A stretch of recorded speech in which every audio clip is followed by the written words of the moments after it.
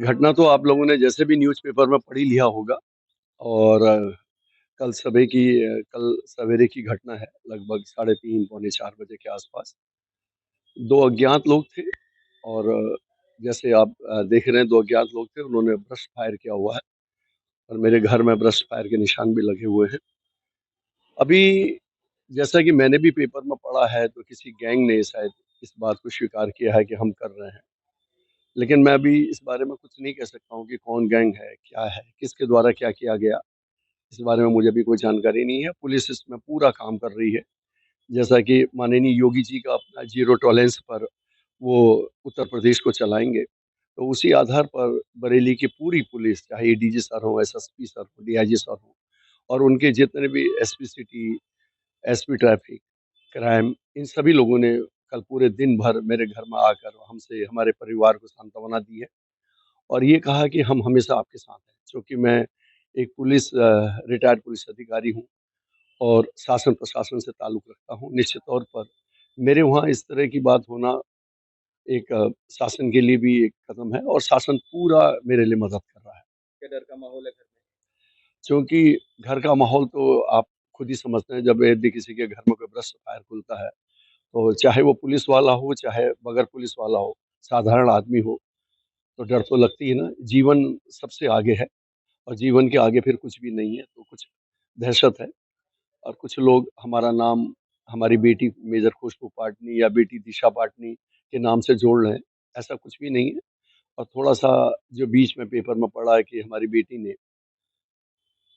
Social media पर प्रेमानंद महाराज और अनिरुद्धाचार्य जी के बारे में कुछ टिप्पणी की थी। तो जहाँ तक हमारी बेटी का भी क्लेरिफ़िकेशन है, उन्होंने कभी भी प्रेमानंद महाराज को बारे में कुछ नहीं कहा, क्योंकि हम सब सनातनी हैं, हमारे संत हैं, हमारे पूजनीय हैं। हम कभी भी अपने सनातन के खिलाफ नहीं जा सकते हैं। और निश्चित तौर पर अगर कुछ अनिरुद्ध जी ने कहा है, कुछ उन्होंने टिप्पणी की है, चूँकि बोलने का अधिकार सभी को है, अपनी बात रखने का अधिकार है। लेकिन इस अधिकार के ज़रिए अगर कोई हमको इतना थ्रेट दे, तो ये भी उचित नहीं है। मोदी बरार गैंग ने इसकी ज़िम्मेदारी ली कि खुशबू पाटनी के घर पे, आपके घर पे फायरिंग करी है। तो क्या कभी पहले भी धमकी आई थी इसको लेकर?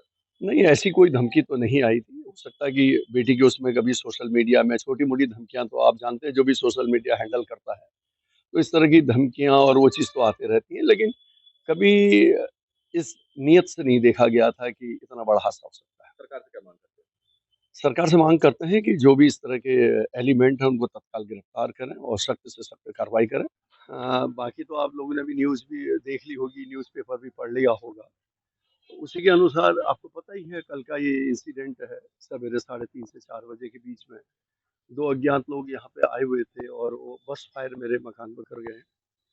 यही मेन इंसिडेंट था। बाकी क्या हुआ, कैसा हुआ, यहाँ की local police, SSP, ADG sir, पूरी पुलिस ने अपना जितना भी था सब झोंक रखा है। उन्होंने कई टीमें लगा रखी हैं।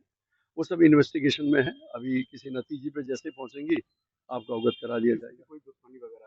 नहीं, नहीं, हमारी तो किसी से कोई दुश्मनी नहीं है। अब पुलिस में रहने के बाद जो अगर कोई दुश्मनी मानता है, तो हम कुछ कह नहीं सकते हैं।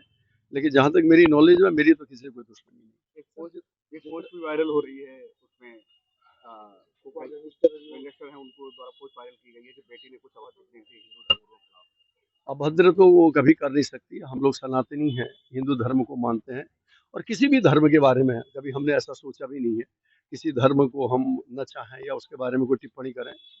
और जहाँ तक वो साधु संतों की बात है, कि हम लोग तो हमारे हमेशा पूजनीय हैं और हमारे संस्कारों में उनके लिए बहुत ऊँचा स्थान है।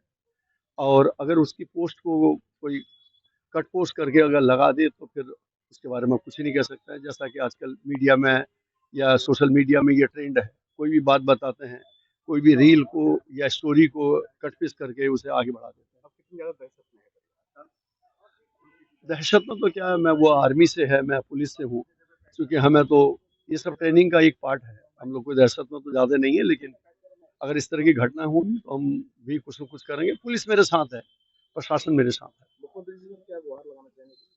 मुख्यमंत्री जी, चूँकि ये उत्तर प्रदेश है, मुख्यमंत्री जी ने पहले भी ज़ीरो टॉलरेंस पे बात कर रखी है। वो खुद ही नहीं चाहते हैं कि इस तरह की कोई घटना हो। मुख्यमंत्री जी जो भी हम गुहार लगाना चाहेंगे, वो सब यहाँ की पुलिस कर रही है।